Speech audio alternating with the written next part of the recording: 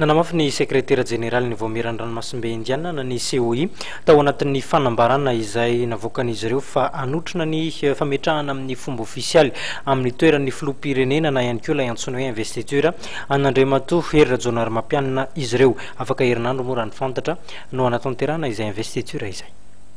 Anotrina ny lanonana ofisialy anaovan'ny filoha Hery Rajaonarimampianina fianianana ny 20 janoary ho avy izao ny voamiran'ny ranomasimbe indiana na COI raha nivolazan'ny sekretera général ny Andriamatoa Jean-Claude de Lestrac.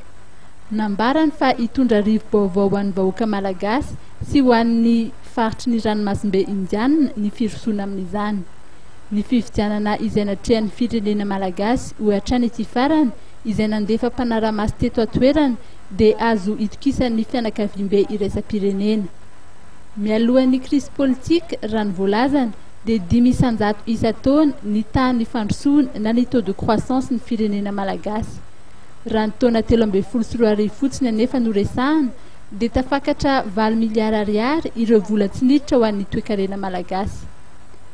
Araky ny lalàna moa dia aorian'ny fianianana vao mandray ny asa amin'ny mahafiloam-pirenena azy Hery Rajaonarimampianina.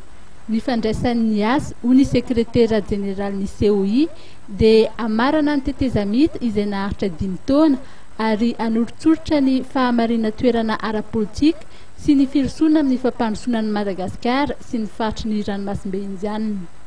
Ny voamiran'ny ranomasimbe indiana araky ny voalazan'Andriamatoa Jean-Claude de Lestrac dia andray ny andraikiny eo anivon'ny fianakaviam-be iraisam-pirenena sy ny vondrona afrikanina mba anohanana ny fanarenana sy ny fandrosoana maharitra eto Madagasikara.